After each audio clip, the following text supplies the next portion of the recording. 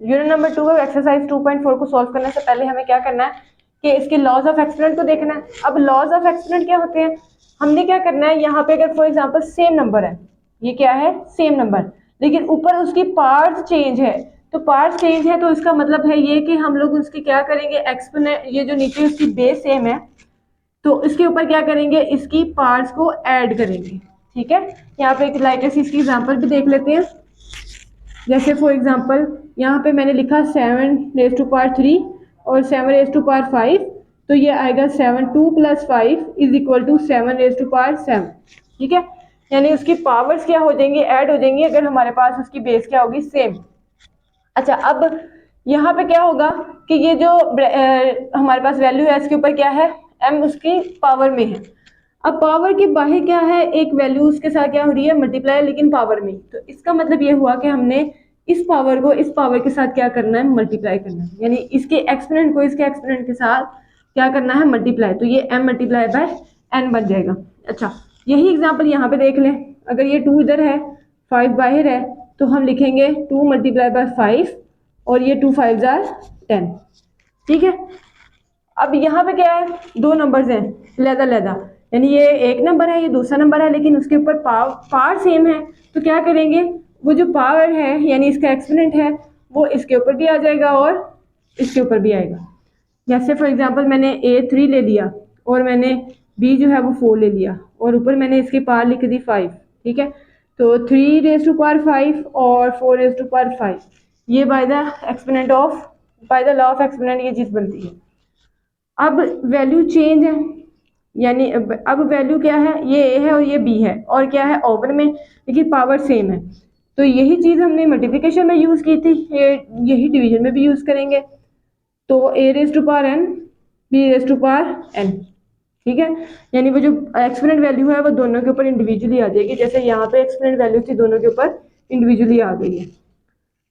अब दोनों में फ़र्क क्या है, यहाँ पे क्या था वैल्यू चेंज थी एक्सपोनेंट सेम था, यहाँ वैल्यू सेम है एक्सपोनेंट चेंज है, तो यहाँ पे एडिशन वाला जो हम लोगों ने लगाया था ना वो अंडर मल्टीप्लिकेशन था, यहाँ पे हम लोग करेंगे डिवीजन के लिए तो a⁻m-n बनेगा। ठीक है, यानी ये जो इसका एक्सपोनेंट है ये इसके एक्सपोनेंट के साथ मिलकर क्या कौन सा साइन यूज करेगा नेगेटिव है, क्योंकि ये वैल्यू नीचे है, तो जब हम लोग इसको ऊपर इसके साथ लिखेंगे तो यहाँ पे कौन सा साइन आएगा नेगेटिव का।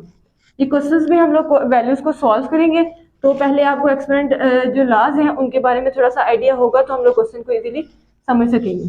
अच्छा, यहाँ पे क्या किया था हम लोगों ने, अगर किसी वैल्यू की पावर 0 आ जाए, किसी भी वैल्यू को 2 रेज़ टू पावर 0 ले लें, 3 रेज़ 4 5 कुछ समथिंग कुछ भी, तो जिस भी वैल्यू की पावर जो है वो 0 आ जाए हम लोगों ने उसकी जगह पे क्या यूज करना है 1। ठीक है, और नेक्स्ट उसका 7th जो लॉ है वो क्या कहता है कि अगर किसी वैल्यू की पावर नेगेटिव है तो उसे पॉजिटिव करने के लिए हमें क्या करना पड़ना है ओवर के नीचे ले जाना है। ठीक है, यानी ये वाली चीज़ है ना ये इनवर्स में कह लें, तो इसका जो मल्टीप्लिकेटिव इनवर्स जैसे हम लोगों ने पीछे प्रॉपर्टीज को भी डिस्कस किया था उसके अकॉर्डिंग में ये चीज़ बनती है, और यहाँ पे इसके नेगेटिव साइन को खत्म करने के लिए शॉर्ट आप ये कह लें कि हम ओवर के नीचे ले जाएंगे। ठीक है, यानी 1 के नीचे, और अगर फॉर एग्जांपल ओवर में ये वैल्यू हो फॉर एग्जांपल ये वाली, तो ये वैल्यू का साइन चेंज करने के लिए हमें क्या करना पड़ेगा इसको ऊपर ले जाएंगे, यानी वैल्यूज चेंज हो जाएंगी ना साइन, जैसे ये देखा ये हमारे ऊपर था तो हम लोगों ने इसको क्या किया साइन चेंज करने के लिए इसको 1 के नीचे ले गए, तो ये वाली वैल्यू जो है ये 1 के ऊपर चली जाएगी और नीचे हमारे पास क्या आएगा ओवर 1, और ओवर 1 हम लोग नहीं लिखते। ठीक है, तो ये दोनों वैल्यूज को भी ध्यान से देखना है, और उसके बाद ये लॉज आपको आते होंगे तो हम लोग आगे क्वेश्चंस को कंटिन्यू कर सकते हैं। Use the laws of exponent, जो पीछे हम लोगों ने लॉज डिस्कस किए अभी, उन्हीं लॉज की मदद से उन्होंने कहा इसको क्या करें सिंप्लीफाई करें। तो सिंप्लीफाई करने से पहले तो यहाँ पे देखिए जितनी भी बड़ी टर्म्स नजर आ रही हैं उन सबका क्या लेना है हमने एलसीएम लेना है। ठीक है, जितनी भी बड़ी टर्म्स यहाँ पे हम लोगों ने यूज की हैं उन सबका क्या लेना है एलसीएम लेना है। जैसे फॉर एग्जांपल मैं यहाँ पे 243 यानी 243 का एलसीएम लूंगी, 32 का भी लूंगी और 196 का भी लूंगी। ठीक है, इन सबके पहले एलसीएम लेने हैं ताकि हम लोगों ने ये जो क्वेश्चन है ये हमारी प्राइम फैक्टर्स की फॉर्म में आ जाए, प्राइम फैक्टर्स की फॉर्म में आके हम लोग इन क्वेश्चन को क्या करेंगे सॉल्व करेंगे। तो ये हमारे पास क्या है, एक ऑड नंबर है, 3 के टेबल में डिवाइड करें, 3 8 24, 3 1 3, 3 27 81, 3 2 6, 2 कैरी 21, 3 7 21, 3 27 81, उसके बाद 3 9 27, 3 3 और 3 1 क्या वैल्यू आई है इसकी, 1 2 3 4 और 5। अब नेक्स्ट 196 को भी, या ये एक इवन नंबर है, 2 के टेबल में ये डिवाइड हो जाएगा, 2 9 18, 2 8 16, उसके बाद यहाँ पे 2 4 8, 2 9 18, 7 only factor is a 7 is only factor of 49, तो 7 7 49 एंड 7 1 7, क्लियर। अब नेक्स्ट लास्ट क्या रहेगा, 32, 32 का भी एलसीएम ले लें, यहाँ पे आएगा 2 16 32, 2 8 16, 2 4 8, 2 2 4 एंड 2 1 2। फैक्टर्स बना, ये इसके सारे फैक्टर करने के बाद हम लोगों ने एलसीएम लेने के बाद जो फैक्टर्स आए हैं वो हमने इसमें पुटिंग करनी है। 3 5 टाइम्स है और इसकी एक्सपोनेंट वैल्यू क्या दी हुई है, 2/3। 32 भी 5 टाइम्स है, 5 टाइम्स लिखने के बाद और यहाँ पे उसने क्या दिया है, 1/5। ओवर में 196 और इसकी रेज टू पावर क्या है, नेगेटिव। अच्छा, ये सारी वैल्यूज क्या है, नेगेटिव में। अब क्या करना है, यहाँ पे 2 multiply by 2 multiply by 7 multiply by 7 और इसकी रेज टू पावर है -1 और ऊपर इसके क्या है, स्क्वायर रूट। अगर मैं स्क्वायर रूट को ख़त्म करती हूँ तो मेरे पास क्या वैल्यू आएगी, 1/2। सही है, यानी मैंने सारी वैल्यूज को क्या ले लिया, एक्सपोनेंट की फॉर्म में लिख लिया, मैंने स्क्वायर रूट खत्म कर दिया। अगला काम क्या करेंगे, यहाँ पे 3 है, 1 2 3 4 और 5, 3 रेज टू पावर 5 कर ले, या 1 2 3 इसकी 3 multiply by 3 raise to power 2 कर ले। ठीक है, वजह मैं बताती हूँ कि मैंने ये काम क्यों किया, क्योंकि देखें यहाँ पे मेरे पास क्या है, इसकी रेडिकल वैल्यू है 3। तो अगर मैं इसको 3 को सेपरेट करती हूँ, 2 को सेपरेट करती हूँ, तो वो 3 3 से कैंसिल आउट हो जाएगा, क्योंकि हमने अभी पढ़ा था कि जो हमारे पास लॉज ऑफ एक्सपोनेंट में जो भी वैल्यू होती है वो दो वैल्यूज के साथ इंडिविजुअली मल्टीप्लाई होती है। तो मैंने क्या किया, इस 3 को 3 की पावर में और इन 3 को 2 की पावर में लिखने के बाद -2/3 लिख दिया। ठीक है, ये मैं 5 ही लिखूंगी क्योंकि बाहर मेरे पास क्या है, इंडेक्स में 5 पड़ा हुआ है, तो वो 5 इसके साथ मल्टीप्लाई होने के बाद क्या हो जाएगा, कैंसल आउट। अब क्या करेंगे, यहाँ पे भी इसको इसके साथ मल्टीप्लाई कर लें, ये आएगा 2 raise to power 2 7 raise to power 2 और ये मल्टीप्लाई होने के बाद क्या आएगा, -1/2। ठीक है, अब वो लॉ ऑफ एक्सपोनेंट में यूज करने लगी हूँ। लॉ ऑफ एक्सपोनेंट के अकॉर्डिंग ये सारी वैल्यूज को मैं क्या करूंगी, मल्टीप्लाई करूंगी। तो लॉ ऑफ एक्सपोनेंट के अकॉर्डिंग मैंने यहाँ पे क्या लिखा है, 3 रेज टू पावर 3 और मल्टीप्लाई -2/3। ठीक है, 3 रेज टू पावर 2 मल्टीप्लाई -2/3, यहाँ पे भी 2 raise to power 5 multiply by -1/5 over में 2 raise to power 2 multiply by -1/2, 7 raise to power 2 multiply by -1/2। ये काम करना था। अब जो वैल्यूज कैंसिल आउट होती हैं उनको कैंसिल आउट कर लेना है और जो बच जाएंगे उनको भी देखते हैं। ये जैसे ये कैंसिल आउट हो गई, इससे ये कैंसिल आउट हो गई, इससे ये हो गई और इधर से यहाँ हो गई। ठीक है, अच्छा अब ये कैंसिल आउट होने के बाद देखें जरा क्या क्या वैल्यूज बची है मेरे पास। यहाँ पे 3 रेज टू पावर -3 बचा, 3 रेज टू पावर -2 बचा, यहाँ 3 रेज टू पावर क्या बचा मेरे पास, ये मल्टीप्लाई होंगे ना, 2 2 4, साइन कौन सा आएगा, -4/3। यहाँ पे क्या रह गया, 2 रेज टू पावर -1 ओवर में क्या है, 2 रेज टू पावर -1, क्योंकि ये देखिए ये 2 2 से कैंसिल आउट हो चुका है, तो 2 रेज टू पावर -1, ये 2 2 से कैंसिल आउट हो गया और 7 raise to power -1 +1 2 raise to power -। अच्छा, अब एक्सपोनेंट लॉ यहाँ पे यूज किया जा सकता है, यानी ये वैल्यू नीचे मौजूद है तो मैं क्या करूँगी, इसके साथ ऊपर इसको लिख सकती हूँ। यहाँ पे भी 3 बेस में है तो उसकी जो पावर होती है वो ऐड होती है, ऐसे ही है, तो इसकी जो पावर है वो ऐड होगी, तो ये आएगा -2 -4/3 और यहाँ पे क्या आएगा, 2 रेज टू पावर -1 है, ये नीचे से जब ऊपर जाएगा तो हमने पढ़ा था कि उसका साइन जो है पावर में वो क्या हो जाता है, चेंज हो जाता है। ये माइनस में है तो यहाँ पे जाके प्लस हो गया, और ये भी नीचे प्लस माइनस में है और मुझे इसको भी क्या करना है, प्लस में ले जाना है, तो ये ऊपर जाके +1 हो गया। नीचे से मैंने सारी बेस खत्म कर दी। अब यहाँ पे क्या होगा, कैंसिल आउट होने के बाद हमें 0 देगा, 0 आएगा तो इसका मतलब इसकी रेज टू पावर क्या है, 0। और ये वाली जो चीज़ है ना, ये मेरे पास क्या बन गई है, तो क्या करें, इसको 4/3 को ब्रेक करें। ब्रेक इस तरह से करें कि ये मुझे -1 और -3/3 की फॉर्म दे, ठीक है। यानी ये जो मैंने 1/3 है, 4/3 है, इसको मैंने ब्रेक किया 1/3 में और 3/3 में। 3/3 में क्यों ब्रेक किया, ये 3 दोनों 3 से कैंसिल आउट होकर मुझे क्या देंगे, 1 देंगे। तो अब क्या होगा यहाँ पे, ये -1/3 और ये 3/3। अब ये कैंसिल आउट होके क्या देगा, 0, क्योंकि +-1 0, और यहाँ पे क्या आएगा, 7 की पावर 1 होगी। अब अगला काम क्या करना है, ये से कैंसिल आउट होके मुझे क्या देगा, 1। वो 1 और -2 ये इस तरह से इकट्ठे हो जाएंगे, और ये 1/3 जो है ये सेपरेट हो जाएगा। अब क्या करेंगे, यहाँ से किसी भी वैल्यू की पावर 0 आ जाए वो क्या लिखते हैं हम लोग, 1 लिखते हैं, और multiply by 7 by exponent law. अब एक्सपोनेंट लॉ के अकॉर्डिंग मैं क्या करूंगी, ये -2 में -1 ऐड करूंगी, ये -3 देगा, और -1/3 मैंने क्या किया, ऐसे लिखा, 7 1 क्या देगा, 7। अब एक्सपोनेंट लॉ के अकॉर्डिंग वैल्यूज को इकट्ठा कर सकते हैं, तो वैल्यूज को सेपरेट भी कर सकते हैं, सही है। तो सेपरेट कैसे करूंगी, वो भी हमने एक लॉ पढ़ा था, लॉ में जिसमें कहा था कि अगर बेस सेम है तो उनकी वैल्यू जो है ना वो हम लोग क्या कर सकते हैं, सेपरेट कर सकते हैं।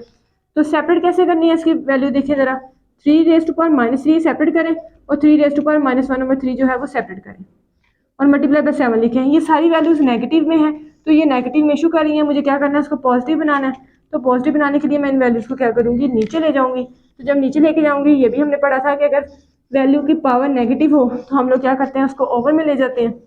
तो इसको वैसे भी सॉल्व करेंगे तो ये आएगा 27, 3 3 9, 9 3 27, और ये वाली वैल्यू मुझे क्या देगी, 3 1/3। और जब मैं इसको सॉल्व करती हूँ तो मुझे आंसर मिलता है 7 ये वाली वैल्यू का 27 3 ये आंसर है, ठीक है। और ये हम लोगों ने क्वेश्चन को सॉल्व किया है by using the law of exponent. अब नेक्स्ट आ जाए क्वेश्चन नंबर 2 पे। यहाँ पे भी लॉ एक्सपोनेंट यूज करने हैं, कैसे यूज करने हैं, ब्रैकेट में ये सारी वैल्यू के साथ क्या हो रही है, मल्टीप्लाई, ठीक है। तो लॉ ऑफ एक्सपोनेंट क्या कहते हैं कि अगर हमारे पास बेस सेम हो तो पावर्स ऐड होती हैं, इसको इसके साथ करेंगे मल्टीप्लाई, यानी ये जो 2 है ये -8 से मल्टीप्लाई होगा। अब ब्रैकेट में क्या काम करने लगे हैं, बेस सेम है, पावर्स क्या होंगी, ऐड। देखिए 5 - 3 किया, ऐड ही होगा ना, क्योंकि यहाँ पे प्लस और माइनस वो माइनस हो जाएगा।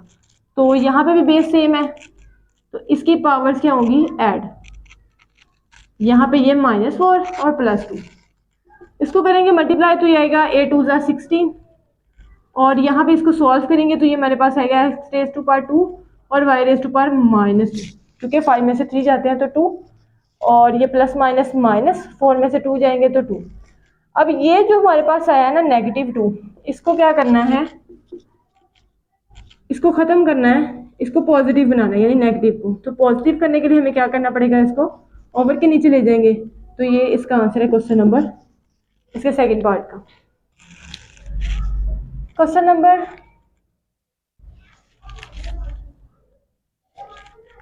नेक्स्ट, इसका थर्ड पार्ट है। यहाँ पे भी उसे कहा कि use the law of exponent to simplify, तो इसको भी सिंप्लीफाई करना है by using the law of exponent. अच्छा, अब यहाँ पे क्या कर सकते हैं, दो मेथड है, या तो पहले ब्रैकेट खोलने से पहले इसको एक्सपोनेंट की फॉर्म में लिख लें, या फिर ये है कि इसको पहले मल्टीप्लाई कर लें फिर एक्सपोनेंट की फॉर्म में खोल लें।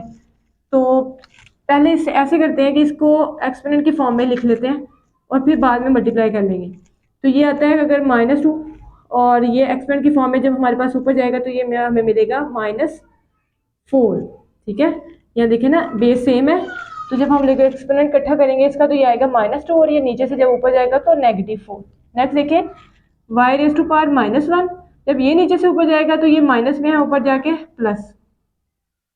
यहाँ पे क्या है -4, ये नीचे से ऊपर जाएगा तो 0 प्लस लगा लें, माइनस लगा लें, बात एक ही है, 0 माइनस कर लें। अच्छा यहाँ पे क्या आएगा -3। अब क्या करेंगे, इनको ऐड करेंगे, -4 और -2 -6, ठीक है, plus minus minus minus plus 6 और 2 माइनस माइनस प्लस, और प्लस किया तो ये 4 और 2 6 आ गया, और साइन हमने कौन सा ये यूज़ किया, नेगेटिव वैल्यू का। ऐसे ही अपने प्लस माइनस किया तो ये 3 - 1 करेंगे तो हमारे पास आएगा 2, और 0 है -4। अब क्या करेंगे, हमने पढ़ा हुआ है कि एक्सपेरेंट में अगर वैल्यूज चेंज हो, बाहर पार सेम हो, तो वो पार सबके साथ मल्टीप्लाई होती है। तो इसको वैल्यू को हम लोग सबके साथ मल्टीप्लाई करेंगे तो ये आएगा -3, यहाँ पे भी आएगा -3, और यहाँ पे भी आएगा -3।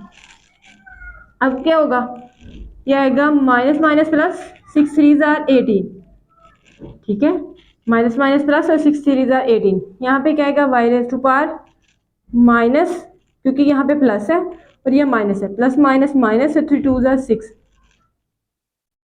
Minus minus plus, 4 3 12। अब क्या हुआ, दो वैल्यूज पॉजिटिव है, ये नेगेटिव है। इसकी नेगेटिव वैल्यू खत्म करने के लिए हमें क्या करना है, ओवर के नीचे ले जाना है, तो ये नेगेटिव से पॉजिटिव हो जाएगी, और यही हमारा आंसर है। नेक्स्ट देखें, 81 का एलसीएम, 243 का एलसीएम, 9 का एलसीएम। 81 का एलसीएम पहले 243 का ले लेते हैं, तो ये आता है 3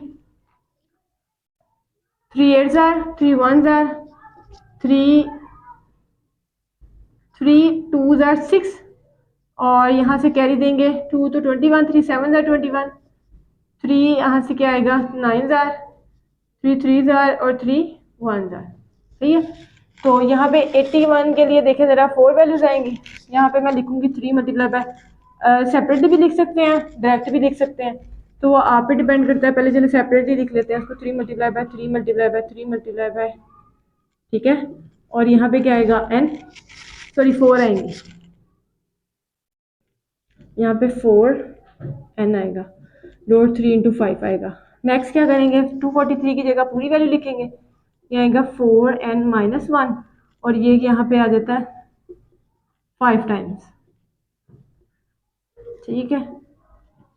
और ओवर में हमारे पास 9 का एलसीएम क्या आएगा, 3 मल्टीप्लाई बाय 3, और इसके ऊपर इसकी एक्सपोनेंट वैल्यू क्या है, ये बाहर लिख लेंगे क्योंकि ये दो वैल्यूज़ हैं, तो ये 2 रेज़ टू पावर n, और बाहर क्या है 3 रेज़ टू पावर 3। अब क्या होगा, 1 2 3 4 एक्सपोनेंट इकट्ठा करेंगे तो ये आएगा 4, और बाहर n से मल्टीप्लाई करेंगे तो ये 4n हो जाएगा, ठीक है, डॉट 3 5। डॉट का मतलब ये दोनों वैल्यूज क्या हो रही हैं, आपस में मल्टीप्लाई हो रही हैं, तो इसका मतलब इनके एक्सपोनेंट भी ऐड हो रहे हैं, वो भी ऐड कर लेंगे आगे। तो यहाँ पे -3 और 4n - 1, ठीक है, और यहाँ पे इसका एक्सपोनेंट क्या आएगा 3 रेज़ टू पावर 5। ओवर में देखें यहाँ पे आएगा 3 raise to power 2 multiply by 2n, और यहाँ पे क्या है डॉट लगा के 3 रेज़ टू पावर 3 लिखें। क्लियर हुआ। नेक्स्ट देखिए, यहाँ से मुझे 4 raise to power n separate नज़र आ रहा है, या फिर इस तरह करोगे, इसको सेपरेट करना है। यहाँ पे जो 4n - 1 है ना, इसको सेपरेट कर लें इस तरह से, जैसे 4n - 1 dot 3 raise to power -1, सही है। यानी हम लोग एक्सपोनेंट में अगर वैल्यूज प्लस या माइनस हो रही हैं तो हम लोग उनको सेपरेट कर सकते हैं by the law of exponent. तो मैंने ये पावर में जो वैल्यू थी 3 के साथ इधर भी लिख ली, और 3 के साथ मैंने इधर भी लिख ली।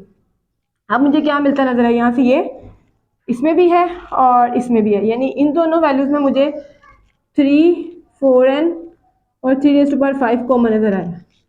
कॉमन कैसे नजर आया, प्लस माइनस के बाद वैल्यू सेपरेट हो जाती हैं, तो इस वैल्यू में और इस वैल्यू में, ये इधर भी था इधर भी था, वो मैंने बाहर निकाल लिया है, यानी कॉमन कर लिया। यहाँ से भी ये वैल्यू दोनों में सेम थी, वो मैंने कॉमन ले ली। अब पीछे क्या बचा, यहाँ से कुछ नहीं बचा, जब कुछ नहीं बचा लेकिन मेरे पास 1 तो है, तो यहाँ से ये दोनों वैल्यूज जा चुकी हैं, तो पीछे क्या रह गया 3 रेज़ टू पावर -1, और इस तरह से लिख लें इसको। ओवर में 3 raise to power 4n into 3 raise to power 3, ये कैंसिल आउट हो जाएंगी, और ये मुझे क्या देगी, यहाँ पे 3 रेज़ टू पावर 5, और ये बेस ऊपर जाएगी 3, और इसको मैं क्या इस तरह से लिख सकती हूँ 1/3, यानी इसका जो नेगेटिव साइन है वो ख़त्म करने के लिए मैंने इसको क्या किया, ओवर के नीचे ले लिया। अब अगला काम क्या किया मैंने, 5 में से 3 निकाला तो 2 आ गया, तो ये आ गया 1 माइनस, इसका एलसीएम लेंगे, ठीक है। तो जब हम लोग इसका एलसीएम लेते हैं तो यहाँ पे आता है 3, और 1 3 आर 3 और 3 1 आर 3, तो ये हमें क्या देगा सॉल्व होने के बाद, 3 रेज़ टू पावर 2 और 3 माइनस 1 ओवर 3, ऐसे ही बनता है ना। ठीक है, 3 माइनस 1 ओवर 3 और ये 3 रेज़ टू पावर 2। अच्छा 3 रेज़ टू पावर 2, ये 3 के साथ कैंसिल आउट हो जाएगा, और यहाँ क्या रह गया 3, और 3 माइनस 1 2, और ये सोल्व होकर आंसर हमें क्या दिया इसने 6। तो ये हमारा क्वेश्चन नंबर 4 जो है ये इस तरह से हम लोगों ने सॉल्व कर दिया। क्वेश्चन नंबर 2 में वो कहता है शो दैट, शो क्या करना है, यहाँ पर लेफ्ट हैंड साइड दी है और वो कहता है कि इसको सॉल्व करें और आंसर हमें क्या मिले, राइट हैंड साइड के इक्वल मिले, और राइट हैंड साइड क्या है हमारे पास 1। अब लेफ्ट हैंड साइड लेके चलेंगे, लेफ्ट हैंड साइड में हमारे पास क्या है, X raise to power A over X raise to power B, और बाहर वैल्यू उसने पावर में क्या दिया A plus B. Same pattern पे X B over X C और बी प्लस सी, और साथ में क्या है इसके एक्स सी ओवर एक्स ए और सी प्लस ए, ठीक है।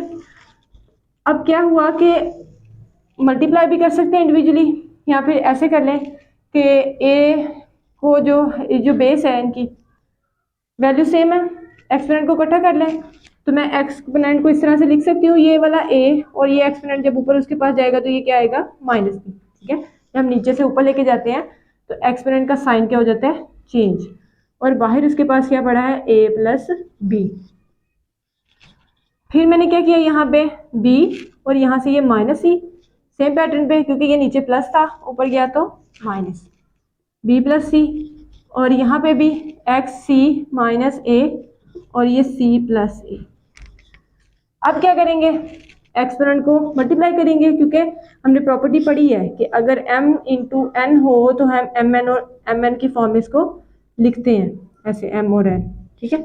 तो ये इसी तरह इसी प्रॉपर्टी के अकॉर्डिंग इनको करेंगे मल्टीप्लाई, तो ये आएगा m a minus B into A plus B. यहाँ पे एक फॉर्मूला यूज़ होता है, अगर आपने वो यूज़ करना है वो कर लें, अगर आपने दो वैल्यूज़ को मल्टीप्लाई करना है तो आप वो कर लें, आंसर हमारे पास दोनों से सेम आएगा। फॉर्मूला यूज़ कर लें ज़्यादा बेटर है, क्योंकि वो हमारे पास यहाँ पे एंथेटिक चीज़ है, लेकिन अगर मल्टीप्लिकेशन फॉर्मूला एट टाइम आपको याद नहीं आता तो फिर कैसे मल्टीप्लाई किया जाता है दो टर्म्स को, ए को ए से मल्टीप्लाई करेंगे तो ये ए स्क्वेयर, ए को बी से करेंगे तो ये ए बी, बी को ए से मल्टीप्लाई करेंगे तो माइनस का साइन है ना साथ, तो ये बी ए आएगा, या ए बी कर लें, तो यहाँ पे क्या आएगा प्लस माइनस माइनस और ये बी स्क्वेयर, ठीक है। अब मैं फॉर्मूला यहाँ पे नहीं यूज़ कर रही, बल्कि मैं यहाँ पे एक डायरेक्ट टर्म यूज़ करूँगी, एक्स प्लस वाई और एक्स माइनस वाई। ये फॉर्मूला हमारा कहाँ से निकला है, X square plus minus Y square से, ठीक है। आप यहाँ पे ये वाला हिंट दे सकते हैं कि ये वाला अगर हमारे पास क्या हो वैल्यू, अगर एक फर्स्ट वैल्यू स्केयर में दूसरी स्केयर में दरम्यान में माइनस हो तो हम एक दफ़ा उसको प्लस में और एक दफ़ा माइनस में लिखते हैं, ये फॉर्मूलाज है हमारे। तो इसके अकॉर्डिंग हमारे पास ये B square minus C square आएगा, डायरेक्ट स्टेप किया मैंने। यहाँ पे भी देखें एक दफ़ा प्लस में एक दफ़ा माइनस में, तो मैंने क्या किया फर्स्ट वैल्यू के ऊपर स्क्वेयर और सेकंड वैल्यू के ऊपर स्क्वेयर, यहाँ पे भी यही काम किया था मैंने कि एक दफ़ा प्लस में थी एक दफ़ा माइनस में, मैंने पहले के ऊपर स्क्वेयर और सेकंड के ऊपर स्क्वेयर लगाया। अब क्या हुआ ये देखें, फिर भी ये कैंसिल आउट होने के बाद हमें वही वैल्यू दी। अब बेस सेम है तो एक्सपोनेंट क्या होंगे ऐड, ये क्या है ए स्क्वेयर बी स्क्वेयर, यहाँ से plus B square minus C square plus C square minus C square, clear, plus minus minus plus minus plus, ये ऑपोजिट साइन की वजह से ये दोनों क्या होगा, सारी वैल्यूज क्या होंगे कैंसिल आउट। तो हमें इसने क्या दिया एक्स रेज़ टू पावर 0, और हमने एक प्रॉपर्टी पढ़ी थी कि अगर हमारे पास किसी भी वैल्यू के ऊपर 0 आ जाए तो हम उसको क्या लिखते हैं 1 लिखते हैं, और यही हमारी क्या थी राइट हैंड साइड थी। तो लास्ट पे आपने स्टेटमेंट लिख देनी है हेंस प्रूव्ड, हमने क्या कर दिया इसको प्रूव कर दिया। कि हमारी जो लेफ्ट हैंड साइड थी वो इक्वल आती है राइट हैंड साइड की। तो क्वेश्चन नंबर 3 का फर्स्ट पार्ट देखें, इसको उसने क्या कहा है, क्या करना है, सिंप्लीफाई। तो सिंप्लीफाई कैसे करना है हम लोगों ने, यहाँ पे जितनी भी भाई टर्म्स नजर आ रही हैं जिनके ऊपर एक्सपोनेंट दिया हुआ है, तो उसका सबसे पहले क्या करना है, हम लोगों ने एलसीएम लेके उसको फैक्टराइज फॉर्म में लिख लेना है। तो यहाँ पे 2 उसका टू एक प्राइम नंबर है और इसका एक्सपोनेंट ऊपर मौजूद है, तो 2 को हम लोग सिंप्लीफाई नहीं करेंगे, हम लोग इसको एज इट इज ही लिखेंगे। लेकिन 27 जो है अगर हम लोग इसको एलसीएम की फॉर्म में लिखते हैं तो ये हमारे पास आएगा 3 9 27 एंड 3 3 9 एंड 3 1 3, यानी 1 2 3 3 रेज टू पावर 3 डायरेक्ट लिख दिया मैंने, और यहाँ पे जिसका एक्सपोनेंट था वो मैंने साथ इसके लिख दिया। अब जो 60 है इसका भी एलसीएम ले लें, क्योंकि ये एक इवन नंबर है, 2 इसका डिवाइजर है, तो 2 3 ज़ार 6 और 0 ज़ार 0 और उसके बाद 2 1 ज़ार 2, 1 कैरी 10, 2 5 ज़ार 10। अब जो 15 है ये एक ऑड नंबर है, तो 3 पे देखते हैं कि क्या है, 3 इसको डिवाइड करता है, 3 5 ज़ार 15 और 5 1 ज़ार 5। तो क्या क्या वैल्यूज आएंगे इसकी, 2 multiply by 2 multiply by 3 multiply by 5 raise to power 1/2। अब 180 को करेंगे सॉल्व एलसीएम की फॉर्म में ही, 2 9 ज़ार 18 0, 2 4 ज़ार 8, 1 कैरी 2 5 ज़ार 10 और ये 3 के टेबल में आते हैं, 3 1 ज़ार 3, 1 कैरी 15, 3 5 ज़ार 15, 3 5 ज़ार 15 और 5 1 ज़ार 5। तो अब ये क्या आएगा यहाँ पे, 2 multiply by 2 multiply by 3 multiply by 3 multiply by 5 raise to power 1/2 multiply, ये 4 जो है ये इसको मैं फैक्टर की फॉर्म में लिखूंगी, तो 2 मल्टीप्लाई बाय 2 और ये -1/3 मल्टीप्लाई और 3 3 ज़ार 9 बाय 3 रेज टू पावर 1/4। अब क्या करना है, देखें ये एज इट इज लिखेंगे, ये जो हमारे पास इसके एक्सपोनेंट वैल्यू है, ये जो बाहर इसके साथ वैल्यू मौजूद है, इन दोनों को क्या करेंगे आपस में multiply by the law of exponent. ठीक है, एक्सपोनेंट लॉ के अकॉर्डिंग जब हमारे पास कोई इसकी पावर होती है और बाहर कोई और वैल्यू पावर में इसके साथ मल्टीप्लाई हो रही है, तो वो दोनों जो एक्सपोनेंट वैल्यूज होती हैं वो क्या होती है, मल्टीप्लाई होती है। यहाँ पे पहले इसको इस तरह से लिखेंगे स्केयर की फॉर्म में, क्योंकि 2 और 2 हमारे पास क्या होता है, 2 रेज टू पावर 2, और जब हम इसको 1/2 से मल्टीप्लाई करेंगे यहाँ पे भी होगा और ये इन दोनों के साथ भी इंडिविजुअली मल्टीप्लाई होगा। ठीक है, ये हम लोगों ने लॉ पढ़ा था कि जब हमारे पास एक्सपोनेंट पार्ट सेम हो लेकिन नीचे हमारे पास वैल्यू चेंज हो, तो फिर वो क्या होता है कि सबके साथ बारी बारी मल्टीप्लाई होता है। मैंने इसके साथ भी किया, इसके साथ भी किया और इसके साथ भी किया। अब ज़रा नीचे आए तो यहाँ पे क्या होगा, 2 रेज टू पावर 2 मल्टीप्लाई 1/2, यहाँ पे ये देखें ये पेयर है, ये पेयर है, तो 3 raise to power 2 multiply by 1/2 और ये मल्टीप्लाई बाय 5। ठीक हो गया। नेक्स्ट देखिए ज़रा, यहाँ पे भी 2 raise to power 2 multiply by -1/3 और यहाँ 3 रेज टू पावर 2 मल्टीप्लाई 1/4। ठीक है, अब क्या करना है, यहाँ से जो वैल्यू सिंप्लीफाई होती है उसको सिंप्लीफाई करना है। तो ये 2 raise to power 1/3 as it is लिखेंगे, यहाँ से ये कैंसिल आउट होता है, क्या रहेगा, सिंपल 3, यहाँ से ये कैंसिल आउट होता है, क्या रहेगा, सिंपल 2, यहाँ पे क्या है 3 रेज टू पावर 1/2 और 5 रेज टू पावर 1/2। अगले स्टेप में क्या करना है, यहाँ पे भी इसको सॉल्व करना है, तो ये आएगा हमारे पास 2 मल्टीप्लाई, ये कैंसिल आउट होने के बाद यहाँ पे केवल 3 रह गया और यहाँ मल्टीप्लाई बाय 5 के ऊपर भी 1/2 है। ठीक है, ये वाला 5, क्योंकि ये वैल्यूज जो है ना 1/2 हमने इधर भी मल्टीप्लाई की, इधर भी की, तो इसके साथ भी मल्टीप्लाई होगी। अच्छा, यहाँ पे मल्टीप्लाई करने के बाद यहाँ क्या आएगा, ये 2 1 से मल्टीप्लाई होगा, तो ये आएगा -2/3, 2 1 ज़ार 2/3 और साथ में क्या है, ये इससे कैंसिल आउट होके हमें क्या देगा, 1/2, तो 3 रेज टू पावर 1/2। ठीक है, अब देखिए अगर तो ऊपर वैल्यू सेम है, ऊपर और नीचे कुछ वैल्यू सेम है, तो हम लोग कैंसिल आउट कर सकते हैं। जैसे ये 3 ये 3 से कैंसिल आउट होगा, ये 2 इस 2 से कैंसिल करें और इसके बाद ये 5 इस 5 से कैंसिल आउट करें, ये इसके साथ। अब क्या रह गया, सिर्फ 2 टर्म्स बची हैं, उन टर्म्स को कैसे सॉल्व करना, देखें जरा यहाँ पे मैंने लिखा 2 रेज टू पावर 1/3, ठीक है। लेकिन ये वैल्यू जो है ना ये मेरे पास नीचे है, यानी ओवर के नीचे है। जब मैं इसको नीचे से ऊपर लेके जाऊंगी तो फिर हम लोगों ने एक इसका लॉ पढ़ा था, एक्सपोनेंट लॉ, कि अगर उसके एक्सपोनेंट में वैल्यू नेगेटिव है, जब उसकी जगह चेंज करते हैं, नीचे से ऊपर लेके जाते हैं या ऊपर से नीचे लेके जाते हैं, तो हम क्या करते हैं, उसके एक्सपोनेंट का साइन चेंज करते हैं। तो जब ये नीचे से ऊपर जाएगा तो यहाँ पे क्या आएगा, -2 के बजाय हम लोग लगाएंगे +2/3। और अब देखिए यहाँ पे नीचे बेस सेम है तो एक्सपोनेंट ऐड होंगे, सही है। ये भी लॉ है कि जब बेस सेम हो तो एक्सपोनेंट क्या होते हैं, ऐड।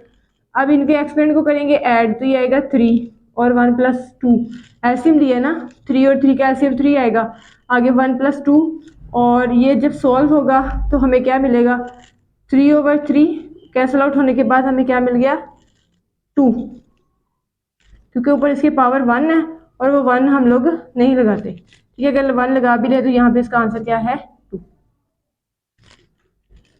तो ये इसका आंसर है। इसके सेकेंड पार्ट को भी ऐसे सिंप्लीफाई करना है, तो सिंप्लीफाई करते वक्त देखिए यहाँ पे क्या लिखा है, 216^2/3, 25^1/2, और यहाँ पे ये पॉइंट जो शो हो रहा है ना हमें, तो ये यहाँ पे है पॉइंट, और पॉइंट के बाद है 04^-1/2। तो सेम पैटर्न पे चलेंगे, पहले इसका और इसका एलसीएम लेंगे और इसका जो पॉइंट है पहले वो खत्म करेंगे, ठीक है। तो देन इसकी पार्ट्स के साथ इसको सिंप्लीफाई करेंगे और देन इसका जो ऊपर आपको यहाँ पे ये स्क्वायर रूट नजर आ रहा है उसको सॉल्व करेंगे। तो 216 का पहले एलसीएम ले लेते हैं, 2 1 * 2 और 2 0 8 * 16, क्योंकि यहाँ पे मैंने क्या किया है, दो टर्म्स इकट्ठे यूज किए हैं, तो फिर मैंने यहाँ पे 0 लगा के क्या किया है, 2 8 * 16, 2 5 * 10, 2 4 * 8, 2 2 * 4, 2 7 * 14, 3 9 * 27, 3 3 * 9 और 3 1 * 3। क्या है मेरे पास, 2^3, 3^3। मैंने क्या किया, डायरेक्ट उसकी पार्ट लिखी है, यानी 1 2 3 3 टाइम्स था, 3 भी 3 टाइम्स था, वो मैंने लिख लिया, ये आ गया 2/3। और ये 5 × 5 लिख सकते हैं, या 5 का स्क्वायर 1/2, ठीक है। ऐसे लिख लें या ऐसे लिख लें, बात एक ही है। और उसके बाद क्या करना है, यहाँ पे मैंने इसका पॉइंट खत्म किया तो मुझे क्या मिलेगा, 4 पॉइंट की जगह 1 और उसकी वैल्यूज की जगह मैंने क्या लगाया, 0, ठीक है। तो अब ये 4 मैंने यहाँ पे क्या कर दिया, सेंटर में ले दिया 4, और ओवर में जब मैंने पॉइंट खत्म किया तो उसकी जगह 1 और जितनी वैल्यूज थी मैंने उतने 0 लगा के उसकी पार क्या लगा दी है, -1/2, ठीक है। अब इसके ऊपर है स्क्वायर रूट। अब क्या करेंगे, ये जो हमारे पास क्या है, एक्सपोनेंट वैल्यू, ये अंदर मल्टीप्लाई होगी by the law of exponent, तो यहाँ पे 2/3 इसके साथ भी मल्टीप्लाई होगा और ये 2/3 जो है हमारा इसके साथ भी मल्टीप्लाई होगा, ठीक है। और यहाँ से इसकी पार बन जानी है 2 और ये 1/2 जो है ये इसके साथ मल्टीप्लाई होगा। ओवर में देखें, अगर मैं इसका एलसीएम लेती हूँ तो ये 2^2 आता है, और 10 का ले जरा, क्या आता है, 100 का। 100 का अगर एलसीएम ले तो 2 5 * 10, 2 0 * 2 2 * 4, 1 कैरी, 2 5 * 10, 5 5 * 20 और 5 5 5 5 * 25 और 5 1 * 5। तो मुझे क्या मिला है यहाँ पे, 2^2 और 5^2, और बाहर इसके ऊपर इसकी पावर है -1/2, और इसके ऊपर पूरा क्या पड़ा हुआ है, एक स्क्वायर रूट। अब क्या करेंगे यहाँ से जी, तो इसको नेक्स्ट हम लोग यहाँ पे सॉल्व करते हैं। तो ये देखें यहाँ पे क्या क्या कट रहा है, ये वाली जो टर्म है, यानी ये 3 से कैंसिल आउट हो रहा है, यहाँ से ये 3 से कैंसिल आउट, ये 2 इस 2 से कैंसिल आउट। अब ऊपर मेरे पास क्या बचा है, 2^2, 3^2,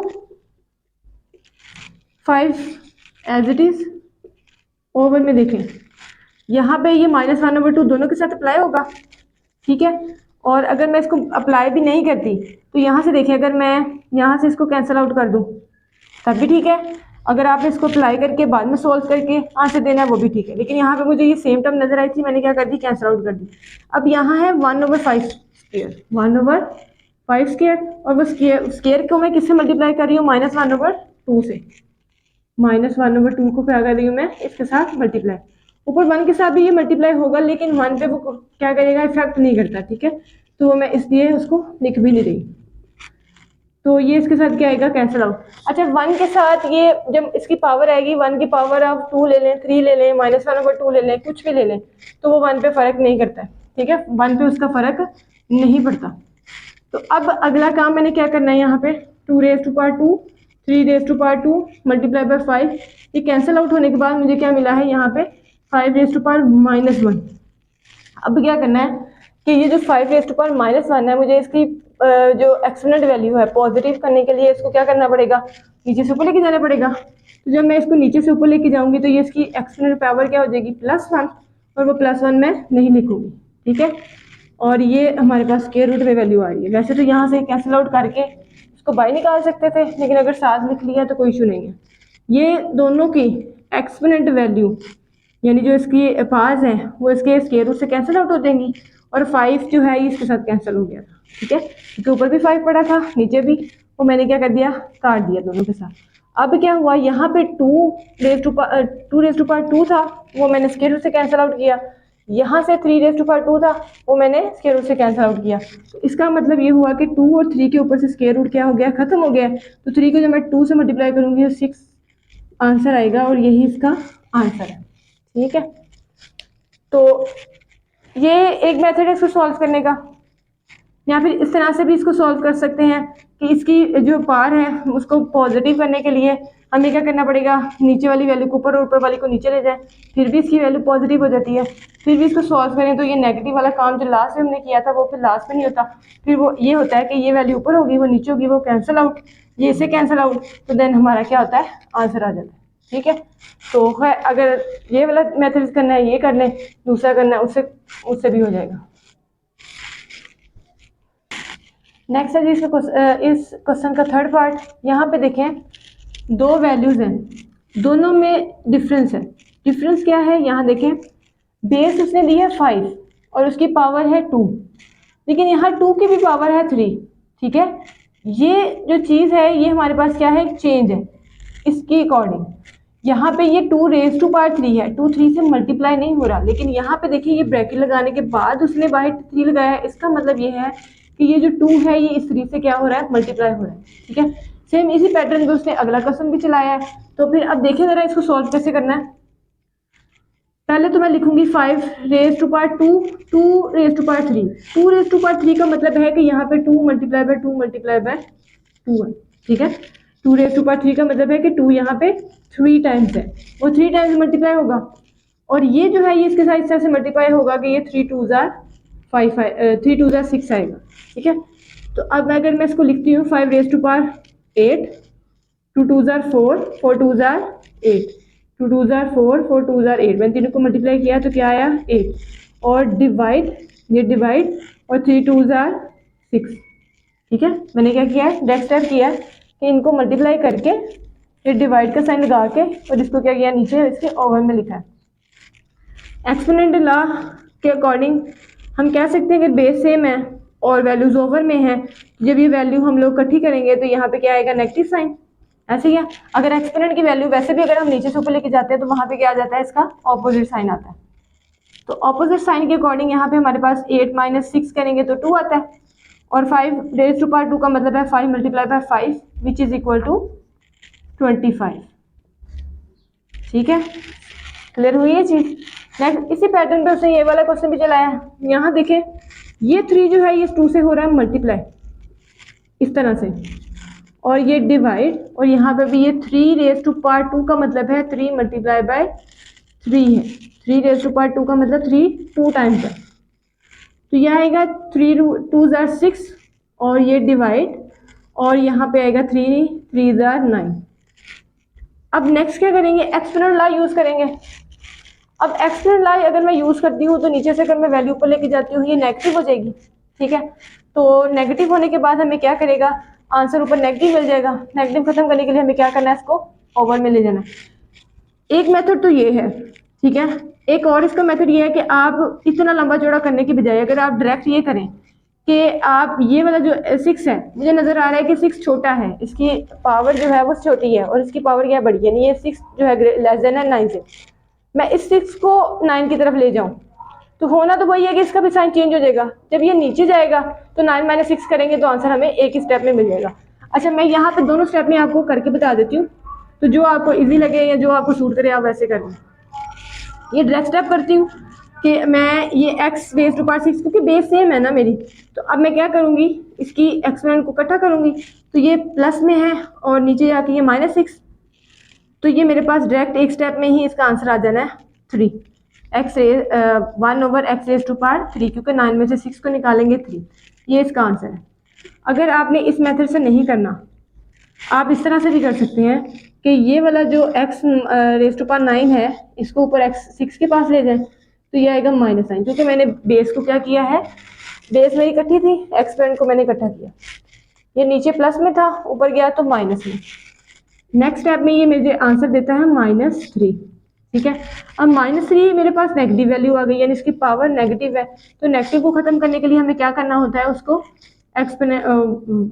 उसकी क्या करना होता है, उसको एक्सपोनेंट की वैल्यू को पॉजिटिव करने के लिए उसको मैंने क्या किया, 1 के नीचे ले गई, तो ये वाला आंसर और ये वाला आंसर हमारा सेम है। तो आप या तो ये कर लें, ठीक है, या फिर ये कर लें, यहाँ पे और लिख लें, जो सा भी आपको सूट करे आप उस मेथड इसको सॉल्व कर लें। तो ये एक्सरसाइज हमारी 2.4 का क्वेश्चन नंबर 3 का भी लास्ट पार्ट था। एक्सरसाइज हमारी 2.4 जो है वो कंप्लीट